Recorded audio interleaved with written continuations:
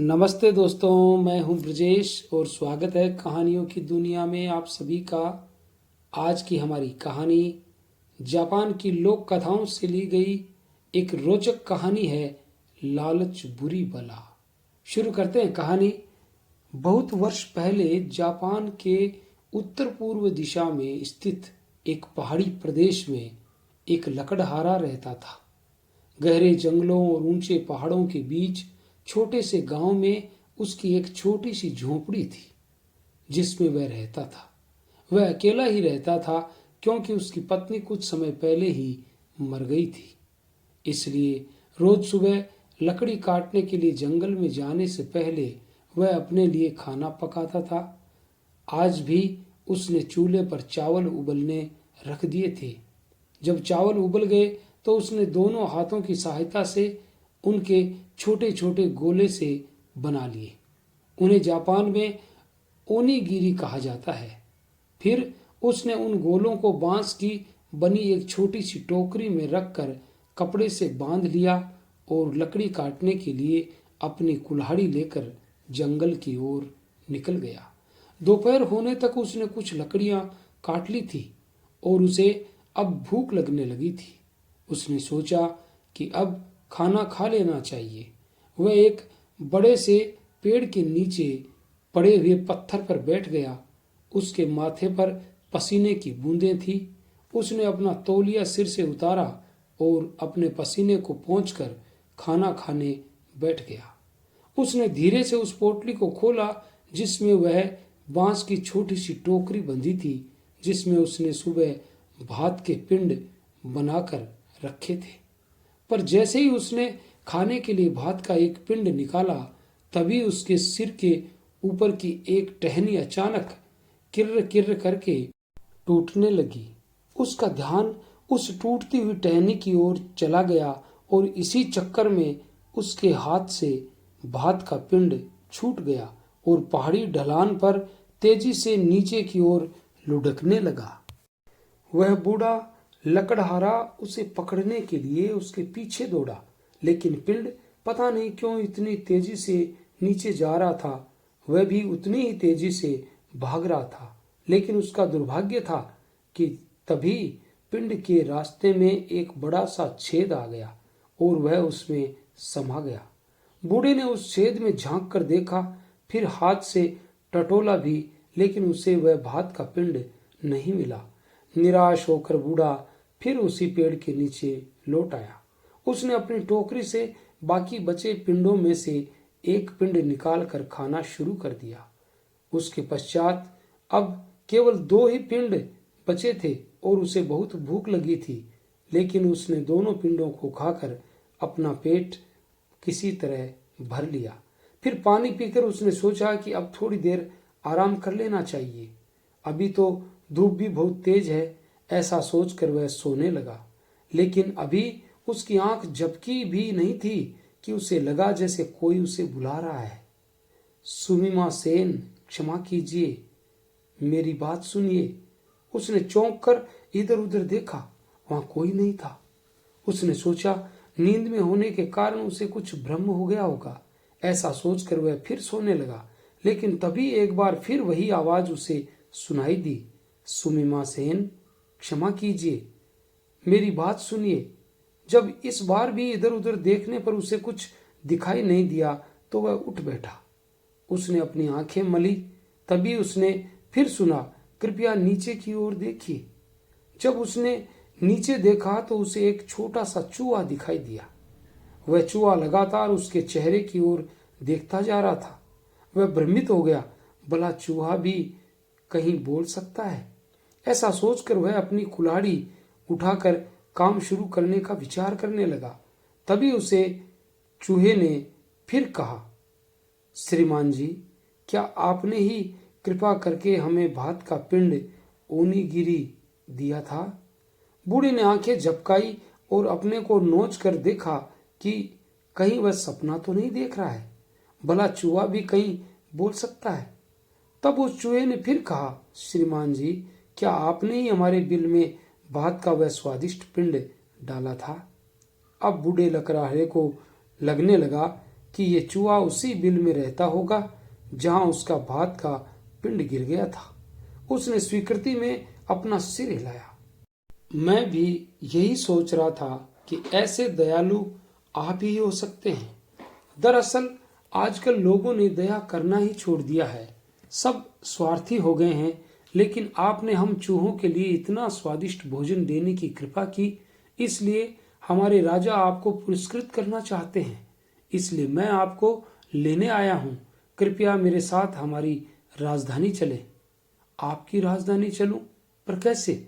मुझे तो कुछ भी मालूम नहीं है। बूढ़ा कुछ परेशान होकर बोला। आपको परेशान होने की जरूरत नहीं है। बस आप मेरी पूंछ पकड़ लें, फिर मैं आपको अपनी राजधानी ले चलूंगा। यह कहकर चूहे ने अपनी छोटी सी पूंछ बूढ़े के सामने कर दी। बूढ़ा बड़े असमंजस में पड़ गया। भला इस छोटी सी पूंछ को कैसे पकड़े, लेकिन उसने सोचा चलो ये चूहा कह रहा है तो ऐसा ही करके देख लेते हैं। ऐसा सोचकर उसने धीरे से उसकी पूंछ पकड़ ली। बस पूंछ पकड़ने की ही देर थी कि वह चूहा इतनी जोर से दौड़ने लगा कि बूढ़ा हवा में उड़ने लगा। उसे बड़ा डर लग रहा था कि कहीं पूंछ हाथ से छूट गई तो पता नहीं कहां जाकर गिरूंगा। बस इस डर के मारे उसने उस पूंछ को और कसकर पकड़ लिया। उधर चूहा रुकने का नाम ही नहीं ले रहा था। वह पहाड़, हरे हरे जंगल और नदी नाले सब पीछे छूट गए। तभी सामने एक बड़ा सा पहाड़ दिखाई देने लगा और चूहा था कि ठीक सामने ही भागा जा रहा था। बूढ़े को लगा कि अब वह सामने वाले पहाड़ से टकरा जाएगा, लेकिन ऐसा नहीं हुआ, क्योंकि उस पहाड़ के बीचों बीच एक बहुत बड़ी दरार थी। अब चूहा उस दरार वाले रास्ते से उड़ा चला जा रहा था। तभी एक और पहाड़ दिखाई दिया। अब वह उस पहाड़ में बने एक छेद में घुस गया और एकदम नीचे की ओर जाने लगा। चूहा नीचे उतरता जा रहा था। बूढ़े की बुरी हालत थी, क्योंकि अब उसका मुंह नीचे और टांगें ऊपर हवा में थी। वह भगवान को याद कर ही रहा था कि एक बड़े घास के मैदान में चूहा जमीन पर उतरकर तेजी से फिसलता ही चला गया। अब उसकी चाल भी धीरे धीरे कम हो गई थी, इसलिए बूढ़ा भी जमीन पर फिसलने लगा और फिर दोनों ही रुक गए। बूढ़ा तो अभी तक होश में ही नहीं आ सका था। अजीब सी सदमे की हालत थी। सोच रहा था कि वह कहाँ आ गया है और अब वह वापस कैसे जाएगा। वह अभी ये सोच ही रहा था कि उसी चूहे ने फिर आकर उसे नमस्कार किया और बोला, क्षमा कीजिए, यात्रा कुछ लंबी थी, आप थक गए होंगे, लेकिन अब चिंता की कोई बात नहीं है। आप हमारी राजधानी में हैं और हमारे शाही मेहमान हैं। अभी थोड़ी देर बाद हमारे राजा आपसे मिलेंगे। तब तक आप हमारे अतिथि कक्ष में आराम कर लीजिए। ऐसा कहकर वह चूहा उसे एक शानदार कमरे में ले गया। कुछ देर आराम करने के बाद वह चूहा फिर आया और बोला, अब आप मेरे साथ चलने की कृपा करें। हमारे महाराजा आपसे मिलने की प्रतीक्षा कर रहे हैं। ऐसा कहकर वह आगे आगे चलने लगा और वह बूढ़ा लकड़हारा उसके पीछे पीछे चलता रहा। थोड़ी ही देर में वे एक भव्य कमरे के अंदर आ गए। सामने एक बड़े सिंहासन पर एक बड़ा सा चूहा शानदार मुकुट पहने बैठा था। उसने स्वयं उठकर उस बूढ़े लकड़हारे का स्वागत किया और फिर बोला, आपने जो भात का पिंड हमें भेंट किया था वह हमारे लिए आपकी ओर से महान भेंट थी। उस भेंट को पाकर हम बहुत प्रसन्न हैं और सम्मानित महसूस कर रहे हैं, क्योंकि हमें हमेशा आपकी दुनिया के लोगों ने नफरत की दृष्टि से देखा है। वे हमें खाने में जहर देकर मार डालते हैं। बहुत बार हम पर बिल्लियों से आक्रमण कराते हैं। आप ही पहले ऐसे महान दयालु व्यक्ति मिले हैं जिन्होंने हमें अपने भोजन का एक हिस्सा ही दान कर दिया। हम आपको पुरस्कृत करना चाहते हैं। बताइए आपकी क्या इच्छा है। ऐसा कहकर वह चूहा राजा चुप हो गया और बूढ़े लकड़हारे की ओर देखने लगा। बूढ़ा लकड़हारा वैसे ही आश्चर्य में डूबा हुआ था। इस प्रशंसा ने उसे और भी विनम्र बना दिया। वह हिम्मत करके बोला, हे चूहों के राजा जी, सच तो यह है कि वह भात का पिंड मैंने आपको नहीं दिया था। वह तो ऐसे ही लुढ़क कर आपके बिल में चला आया था। इसमें ऐसा कोई भी कार्य मैंने नहीं किया है कि आप मुझे इसके लिए इनाम दें। बस यदि आप मुझे जल्दी से वापस भिजवा दें तो बड़ी कृपा होगी। राजा बूढ़े लकड़हारे की ऐसी बातें सुनकर और भी ज्यादा प्रसन्न हो गया और बोला, आप सचमुच महान हैं। महान लोग ही औरों पर उपकार करते हैं और उसका श्रेय भी नहीं लेना चाहते। आप धन्य हैं। मैं आपको शीघ्र ही वापस भेजने की व्यवस्था करवा दूंगा, लेकिन यह तभी होगा जब आप सामने रखे इन बक्सों में से जितने चाहें ले जाने के लिए राजी हो जाएं। बूढ़ा लकड़हारा चकित होकर उन बड़े बड़े बक्सों की ओर देखने लगा। उसने डरते डरते पूछा, महाराज, इन बक्सों में ऐसा क्या है जो आप मुझे ले जाने के लिए कह रहे हैं? राजा ने हंसते हुए कहा, ये सभी बक्से एक को छोड़कर सोने के सिक्कों से भरे हुए हैं। आप जितने भी चाहें ले जा सकते हैं। बूढ़ा लकड़हारा बोला, महाराज, मुझे सोने के सिक्के नहीं चाहिए, बस मुझे वापस भेज दीजिए। तब महाराज ने हुक्म सुनाते हुए उस चूहे से कहा जो उस लकड़हारे को यहां तक लाया था, आप श्रीमान लकड़हारे को कुशलतापूर्वक इनके घर छोड़कर आइए और हाँ, साथ में एक बक्सा भी लेते जाइए। हम इन्हें बिना उपहार दिए जाने नहीं दे सकते। चूहे ने झुककर अभिवादन करते हुए कहा, जो आज्ञा महाराज। मैं श्रीमान लकड़हारे को पूरे सम्मान सहित वापस इनके घर छोड़कर आऊंगा और हाँ, उनका उपहार भी सही सलामत वहां पहुंचा दिया जाएगा। आप चिंता न करें महाराज। ऐसा कहकर चूहे ने लकड़हारे से कहा कि वह उसकी पूंछ कसकर पकड़ ले। साथ ही एक दूसरे चूहे ने वह बक्सा अपने सिर पर उठा लिया। शीघ्र ही बूढ़ा लकड़हारा पहले वाले चूहे की पूंछ पकड़ तेजी से उड़ने लगा और उसी रास्ते से वापस लौटने लगा जिससे वह आया था। उसके पीछे पीछे दूसरा चूहा सोने के सिक्के वाले बक्से को लेकर उसी तेजी से चला आ रहा था। शीघ्र ही दोनों लकड़हारे की झोंपड़ी तक पहुंच गए और उसे आदर सहित सोने के सिक्कों का बक्सा देकर वापस लौट गए।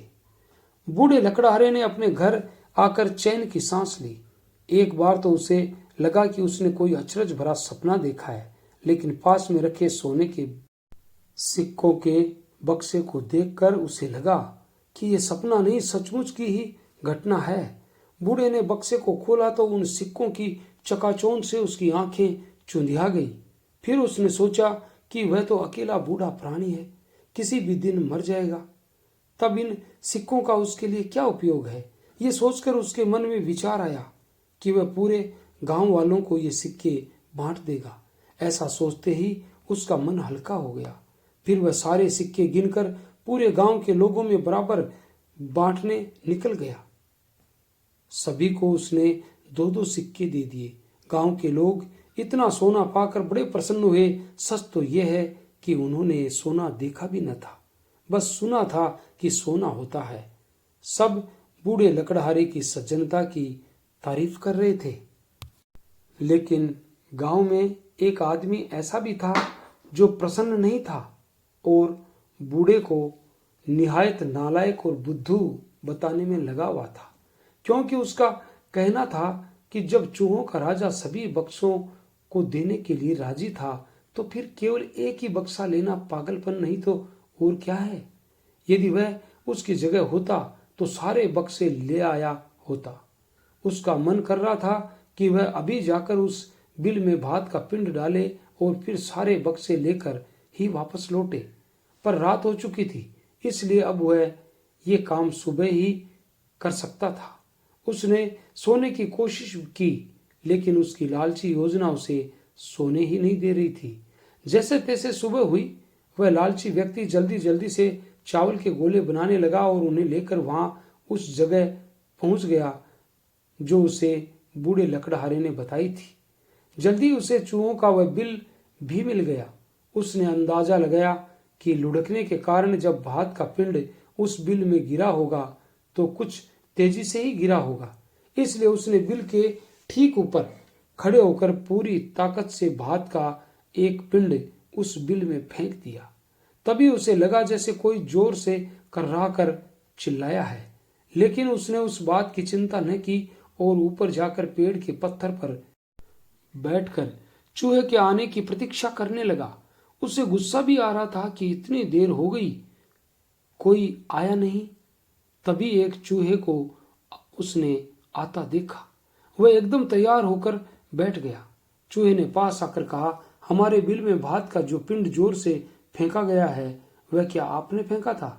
वह आदमी चिढ़ गया, बोला, अरे भाई, वह भात का पिंड ही तो था, कोई तोप का गोला तो नहीं था।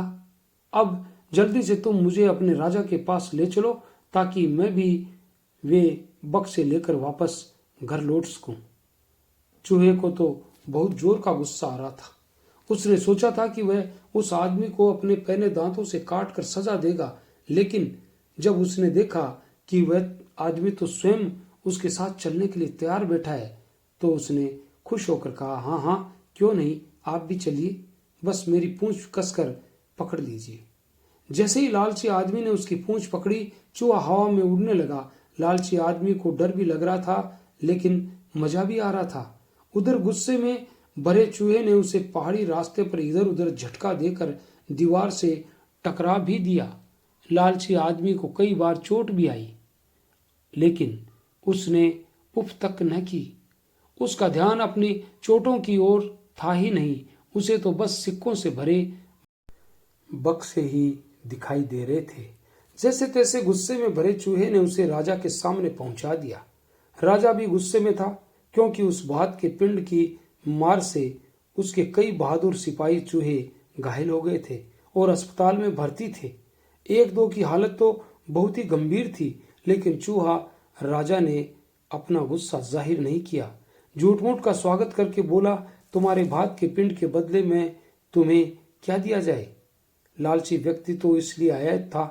बड़ी विनम्रता से बोला, महाराज, कल मेरा बूढ़ा लकड़हारा भाई यहाँ आया था और आपने उसे सभी बक्से ले जाने के लिए कहा था, लेकिन वह बूढ़ा आपकी उदारता के मर्म को नहीं समझ सका और केवल एक बक्सा ही लेकर गया।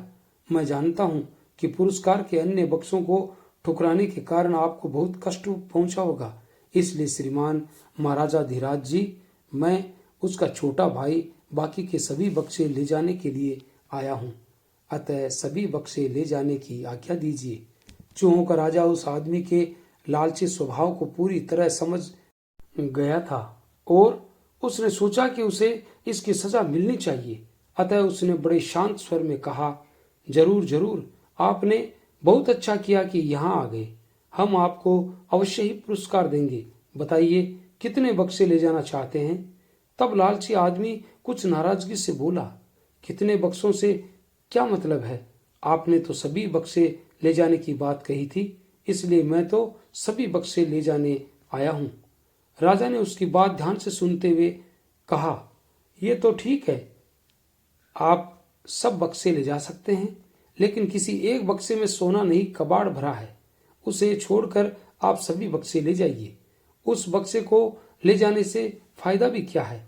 इसलिए आप स्वयं देखकर उस बक्से को बाहर करके बाकी सभी बक्से ले जा सकते हैं।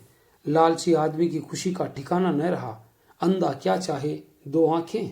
उसने सोचा, ये तो अच्छा ही हुआ, नहीं तो बेकार में एक फालतू कबाड़ भरा बक्सा ढूंढना पड़ता। ऐसा सोचकर उसने सभी बक्सों को देखना शुरू किया। पहले, दूसरे, तीसरे सभी बक्सों में सोने के सिक्के भरे थे। उसका मन तेजी से धड़क रहा था। वह सोच रहा था कि यदि वह बेकार बक्सा जल्दी से मिल जाए तो बाकी के बक्से देखने की परेशानी से बच जाएगा, लेकिन वह बेकार का बक्सा मिल ही नहीं रहा था। अब बस दो आखिरी बक्से रह गए थे। उसने सोचा, इसमें से एक में कबाड़ भी भरा होगा। उसने उसमें से एक बक्सा खोला, लेकिन अरे ये क्या! वह आदमी बुरी तरह चिल्लाने लगा, अरे मर गया, अरे मर गया, कोई है जो मुझे बचाए, मर गया रे। और ये कहते कहते वह आदमी वहीं गिरकर मर गया। वस्तुतः उस बक्से में एक बहुत ही जहरीला सांप बंद था, जिसने ढक्कन खोलते ही उस लालची आदमी के हाथ में काट लिया और उसके जहर के असर से वह लालची आदमी चिल्ला चिल्ला कर वहीं मर गया। इसलिए तो बुद्धिमान लोग कहते हैं, लालच बुरी बला है। तो कैसी लगी आज की हमारी कहानी कमेंट करके ज़रूर बताइएगा और हमारे चैनल को लाइक शेयर और सब्सक्राइब अवश्य कीजिएगा। मिलते हैं कल किसी नई कहानी के साथ। तब तक के लिए all the best. Thanks for watching.